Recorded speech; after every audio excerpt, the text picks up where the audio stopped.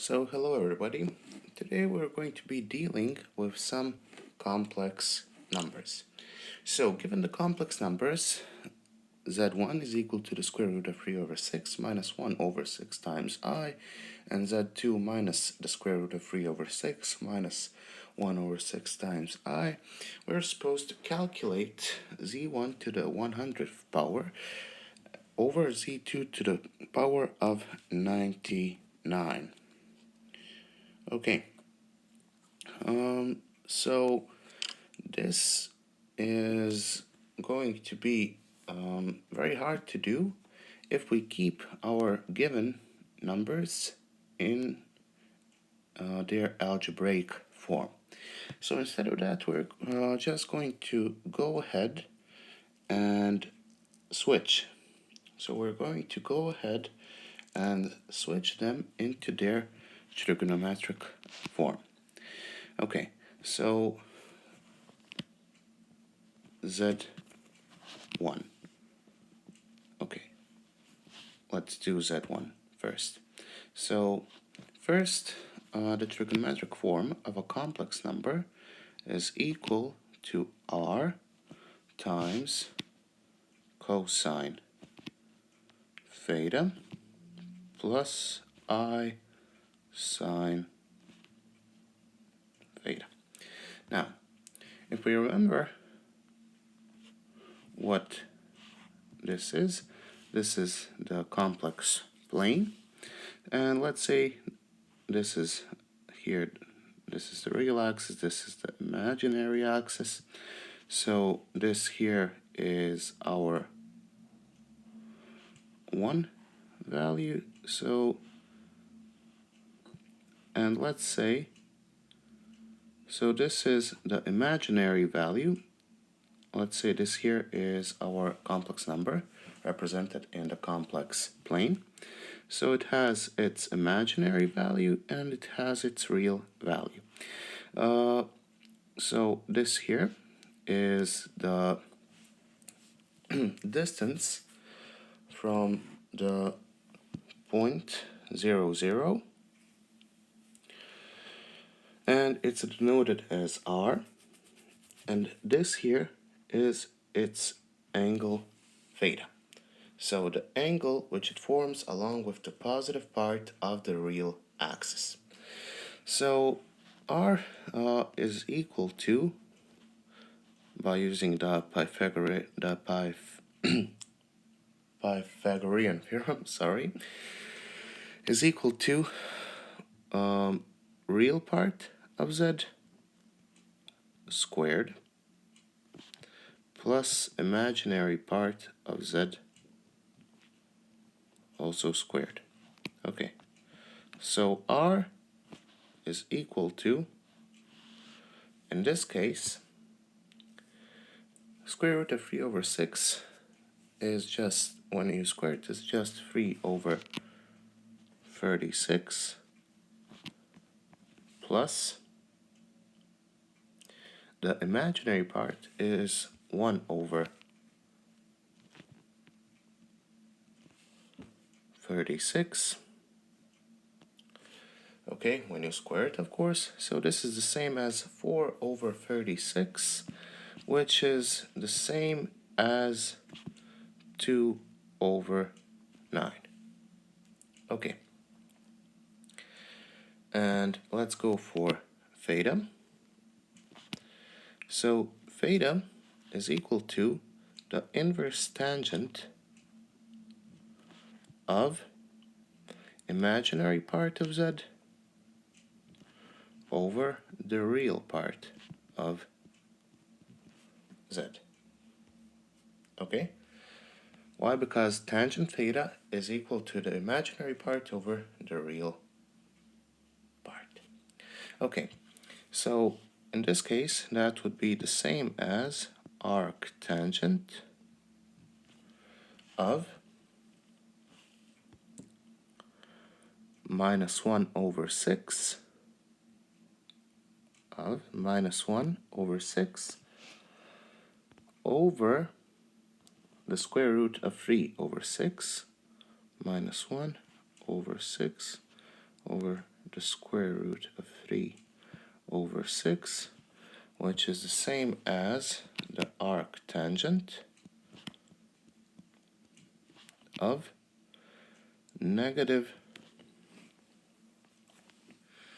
which is the same as the arctangent of negative square root of 3 over 3. And what value will we put here? Because as we know, there are multiple values, there are multiple angles for which whose value of tangent is equal to negative square root of 3 over 3. So let's look at Z1 in its algebraic form. Its real part is positive, while its imaginary part is negative. So its real part is positive and imaginary part is negative.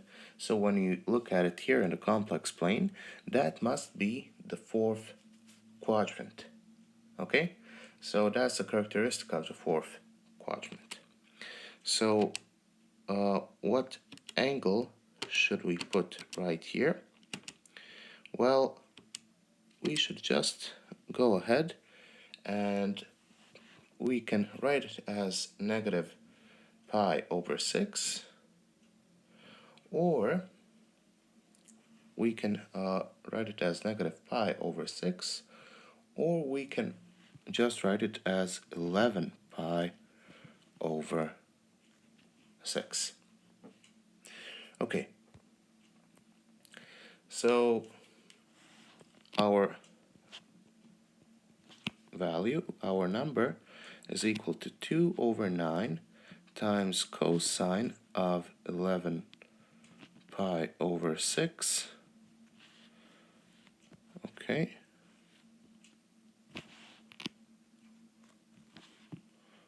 Plus I sine of 11 pi over 6. Okay, now we'll just go ahead and do the same thing for Z2. So now we're doing Z or Z2.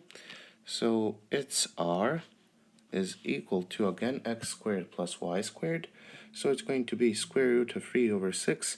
It's going to have the same R. It's going to have the same R because when you square and add the squares of its imaginary and real part, you'll just get the same as 2 over 9. So I won't bother you with that too much. And let's go ahead and find its angle theta.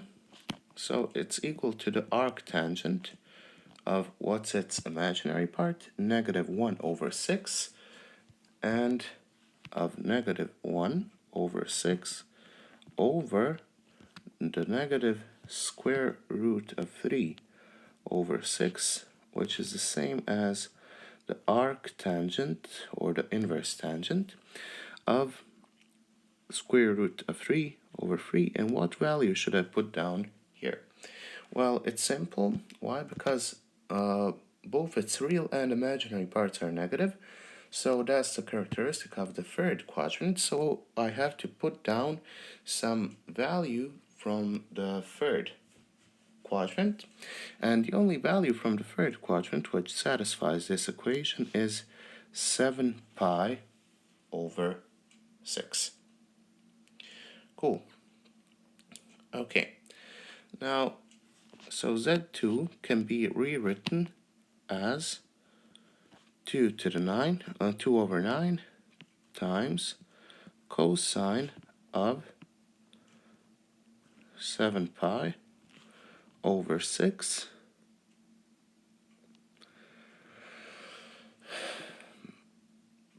plus I times the sine of 7 pi over 6.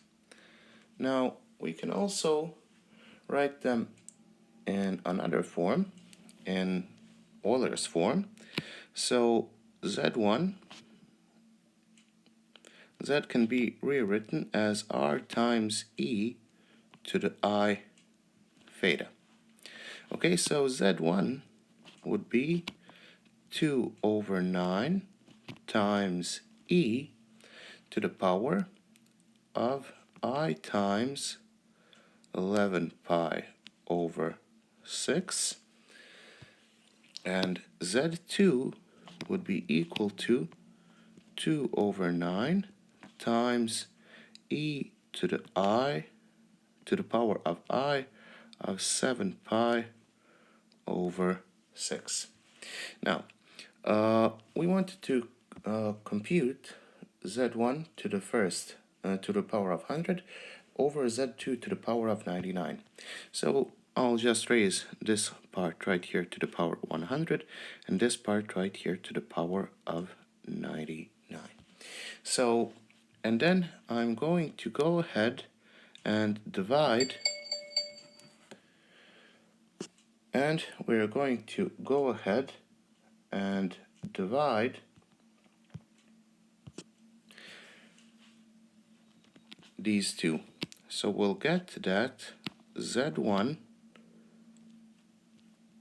to the power of 100 over z2 to the power of 99 is just equal to 2 over 9 to the power of 100 over 2 over 9 to the power of 99 is just 2 over 9 to the first power, which is just 2 over 9, and times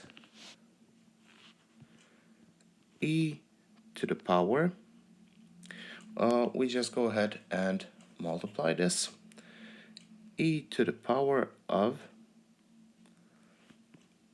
1100 pi over 6 over e to the power of 99 times 7 e to the power of I times 693 pi over 6, which is the same as 2 over 9 times e to the power of I. And what we just do, we just have to subtract these other two. So we will have e to the power of I of 1100 minus 693 pi e to the power of I times 407 pi over 6. Okay, now let's just go ahead and rewrite this again in its trigonometric form. So it's going to be 2 times 9 times cosine of 407 pi over 6 plus I sine of 407 pi over 6. Okay? So, now what we're supposed to do here is the following. So, this here is the same as 406 divided by 6. Okay, so how many times we can rewrite this in a slightly better form?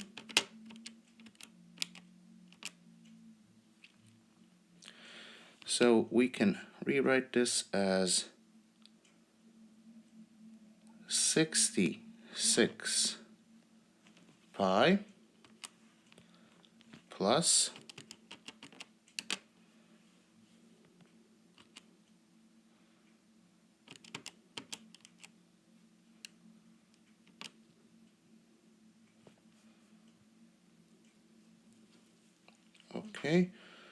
plus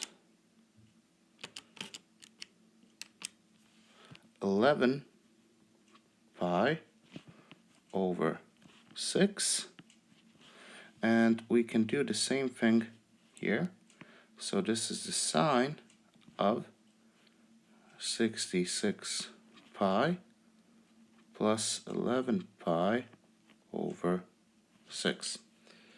So 66 times 6 plus 11 is 407.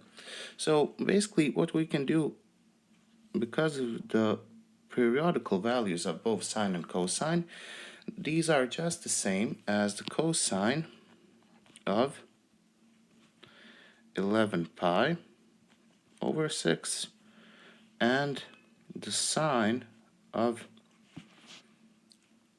11 pi over 6. So that means that our z1 to the 100th power over z2 to the 99th power is equal to 2 over 9 times the cosine of 11 times pi, the cosine of 11 times pi over 6 is equal to the square root of 3 over 2 plus I times the sine of 11 pi over 6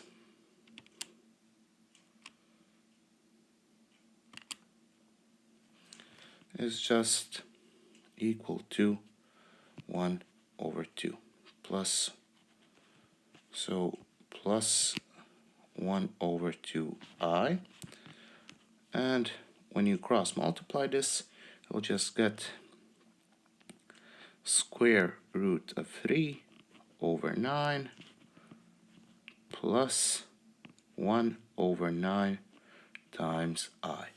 And this is our final solution to our given problem. I hope you enjoyed the video. If so, leave a thumbs up button and subscribe.